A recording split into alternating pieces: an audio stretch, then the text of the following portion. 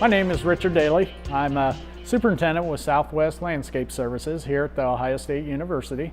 What we're going to do today is we're going to look at what's called a machine called a Z-Max. It actually does multiple functions, but actually speeds your time up on accomplishing the same task on a field that you do not have to do it twice. You can only do it once. It does spread as far as granular fertilizer, insecticide, so it does any granular product that you need to spread. But it also, at the same time, you can also use a liquid product where you can do the same thing. You can run liquid fertilizer, herbicides, insecticides, fungicides. So very first thing that I do when I'm looking at the machine is I do just a general walk around inspection. So the first thing you're going to do is look at the machine, and you're going to look to make sure that none of your hydraulic hoses have any moisture on them, which is going to be a sign of a hydraulic leak. But also you want to look underneath the machine because you may find oil laying on the cement that you may not have seen a hose that's on the machine.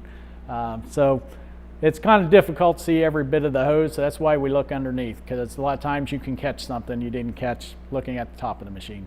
After that, you kind of step back a little bit. Your fuel, this is regular gas, does not have a gauge on it, so you just got to pop the cap open, look down in the tank, and it's not 2 cycles, so you use straight regular gas on this. Then you step back. Start working your way back here. On the older machines, this one that you're looking at right now is actually a 25-gallon tank, and there's 2 of these. There's one on the right side and one on the left side. If you do have a newer machine, don't get them mixed up because the newer machines do have 30-gallon tanks. Next thing that you want to look at is reach back to your pad, and this pad actually just rotates upwards. There is a tank right in the middle. You just look at that, it's hydraulic oil. And you want to make sure that's about half full.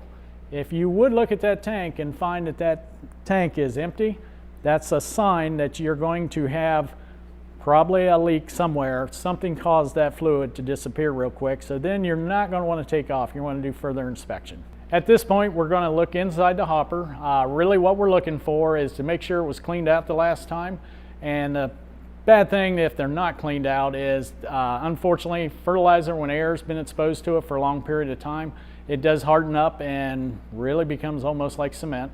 So you want to make sure it's been cleaned. If it has not, you definitely want to clean it before you try to pour in 200 pounds of fertilizer, because if you pile that in there and your hopper door is not working real well or it's not flowing, you're going to get a poor distribution when you go out to spray. So the biggest thing is you just reach over. It's just got a strainer that just sets in here. It's not bolted down. You just set it off to the side and then just do a visual inspection of your chrome door inside. And as long as it looks clean, which right now it's been clean, it looks great, then you're good to go as far as putting 200 pounds of fertilizer in there. Because you know at this point it's going to distribute just fine without an issue. So at that point, we've now done our visual inspection. So the next phase is we'll just work on the controls as far as operating the machine itself, which runs on the same principle. This is basically a zero-turn mower. It's just been re-engineered to basically do a multi-function fertilizer and herbicide spray at the same time. All right, at this point, we're just going to focus on how to operate the machine. We're not going to be fertilizing or turning the sprayers on at this point, just how to start the machine, how to turn it around, move forward and backwards. So the first thing you want to do is it actually has a key start just like a car. So the key is located in the right side here. It's basically on and off, so pretty easy on that side of it. As far as in the middle, you're going to find a throttle, which is located right in the middle. I generally put the throttle about 3/4 the speed when I start them. Then right beside it has a choke button, and the choke button basically it just pulls up to choke it out. One thing I will caution, this machine is what I call a cold-blooded machine to start even when it's the middle of summer. So it does need to be choked out all the way in order for it to start real efficiently. And with it choked out like this, it'll usually fire up pretty quickly. When you're getting ready to move the machine, once it's running, these are the joysticks. Operates the same as a zero-turn mower. When you push both of them forward, it's going to go forward. If you pull them both backwards, it will go backwards in a straight line. If you want to turn left, you just put your hand on the right one, push it forward, and it'll turn left. And the same verse, you push the left one, and you're going to go right. And then once you determine that everything's good, you know how to operate it, and you're ready to go out and either fertilize or basically spray herbicide, this silver bar here is actually how you control your speed. So we do have a speedometer, which is located right here. And then that speedometer, whatever your calibration has been set at, say that you're going to use 5 miles per hour, you're going to go out in the field before you actually turn anything on and go 5 miles per hour. And then you're going to set your bar basically to that 5 miles per hour. So that way you do not have to constantly monitor your speed all the time. So your bar will you'll just push forward and you'll hit that bar and it'll be 5 miles per hour. And it has thumb set screws that you just loosen them and you can move the bar forward or backwards and set it to whatever speed you need. So at that point, we're ready to fire it up. Like I said, choke set, throttle set at 3/4. Basically just turn it on. And that's how easy it starts. Just make sure that you always shut your choke off and don't leave it choked out while you're driving. All right, now we're going to focus on as far as the controls that operate the fertilizer spreader only. It does come with 3 different cables and they do 3 different functions. Your very first one to your left, this is basically opens the hopper. So when you're looking inside the hopper, the door you see and the chrome door at the bottom, it opens that door and then allows the fertilizer to fall through the opening onto the spinner. Really easy to operate, pull towards you, open, push it back, it's closed.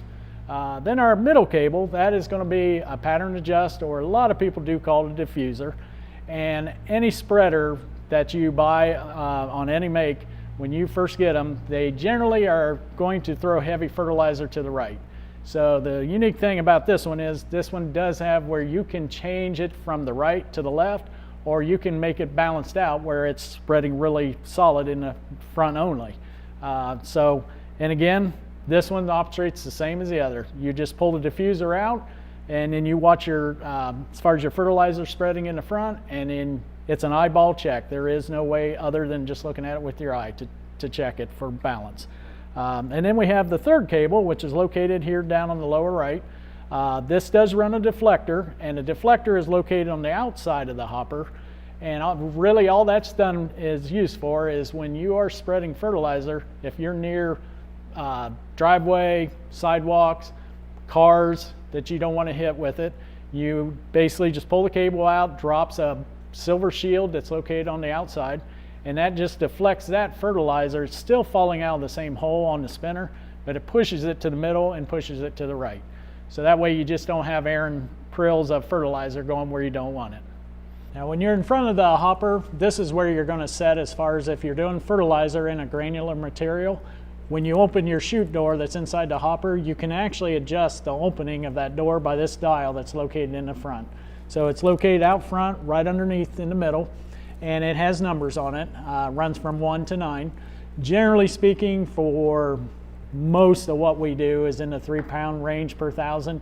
You're usually going to be on a number 6, but you should know how to calibrate before you decide what dial setting.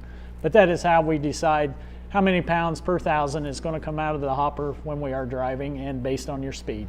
At this point, we're going to look at as far as how to run the sprayer only, which has quite a few controls compared to fertilizing. So the first thing is you have an on and off button, which is located right in front of you, kind of down to the lower right. That turns your pump on and off. There is another way to turn your pump on and off. You can actually leave this switch in the off position. My left foot on the plate that you're standing on, there is a button to your left corner here that you can actually turn your liquid on without having to turn a button on. So you just step on it when you want it on, take your foot off, and it'll actually shut off. Next thing is as far as your pressures, which is really important in spraying chemicals, you do have pressure gauge located right in front of you. For just about everything that we do with the Z-Spray, you're always going to run it at 40 PSI. Now, you actually in front of you, we do have a boom spray on this one, and it actually can be ran where you can run the middle, you can run the right, or you can run the left, or you can run all 3 of them at the same time. So if you run in a situation where you're near something and you need to shut a bank off, these valve controls right here, when they're in the up position, they're actually got all the banks shut off. So you can turn one at a time or all 3 of them on at the same time. So when they're in the down position, all 3 banks are going to turn on at the same time. Then the nice thing about, we actually have a thumb screw that actually can increase your pressure or decrease your pressure. So one of the problems you will run into is if, say for instance, you shut one of these banks off and you had it set at 40, Now you shut part of them off, so you did have it set at 40, but it's going to jump up on you. So it's right in front of you, really easy to grab. When you actually turn clockwise, increases pressure. When you need to decrease pressure, you're going to turn counterclockwise. And then you can reset your pressure without stopping the machine. You can do it instantly and keep your production moving. Another nice thing is, once you have these on, if you have to do spot spraying, and that happens a lot where bigger machines can't get everywhere you need, this one actually comes with a spot sprayer located on this side of it. Now, for the spot sprayer to run, you do have to have your pump on, which is located to the right of us. That absolutely has to be on to run any liquid at all. So your pump does need to be on, and when it's on, you need to make sure your boom is shut off. Because if you leave that boom on and you turn your pump on and you're trying to use a spot sprayer, the spot sprayer will work, but you're also putting chemical out where you're not paying attention that it's there. So you want to make sure that these are off, and this button again is right in front of you where you do not have to get off the machine. You just turn it on, you have these off, so there your actually pump is running this hose only, and then it's just a trigger hose. You can actually stand on the machine most of the time and you can just spray like that and not even get off the machine. And then you do want to make sure when you're not using that, you want to shut this back off again, because this does not have a 5 psi back screen in it where it stops them from dripping. So this one, if you leave it on and start driving, you may get some drippage out of this, and you want to keep the chemical on the machine when you're not using it. So as far as spraying, that's pretty much what's involved in spraying.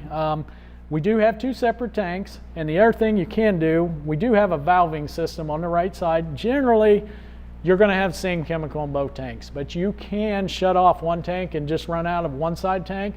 But when you have both valves, they have a suction line and they have a return line. So when they are open on both sides, as you're using chemical and you have the same chemical in both tanks, as you use it, the tanks will come down, they gravity feed each other. So they slowly come down together, which is a nice feature, because if you're on a hill, you don't want one tank full and the other one empty, because it throws you off when you're on a hill and could cause an accident. So the only other thing that, as far as that covers our spraying, but there is a pedal to my right here, and that pedal will lock in my wheels to go straight when you're on a hill. So, but that comes into with fertilizing or liquid spraying either way. All right, when we're running the liquid sprayer, it actually has to run off a pump. This pump is located on your right tank, and it also comes with a valving system. So on this valving system, your 2 valves in the front, they are what's called suction lines, and then your 2 valves in the rear are return lines. So you can, if you want to run 2 separate chemicals, you can actually shut off one side and just feed from one tank instead of 2. When you do have these valves, they're in the open position right now. When they are shut like this, they're closed.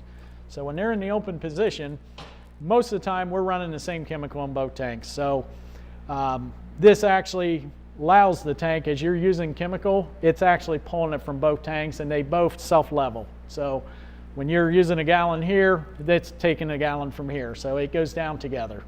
But if you ever would want to, you know, you've got one tank, you want, this one's getting low, but it's almost empty, you can force it from one tank to another, but that is an unusual situation that we don't do that often.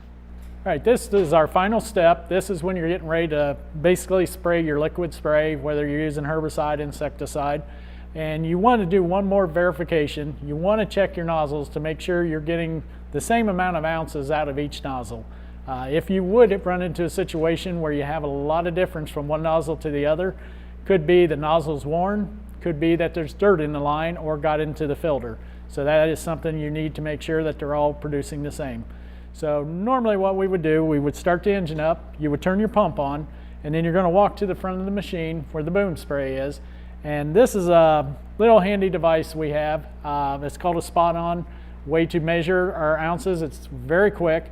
You do not have to use this device. You can do it the old-fashioned way. You can just take a bucket and catch each one for a minute and then measure it out, and that'll give you your gallons per minute. So you can do it either way.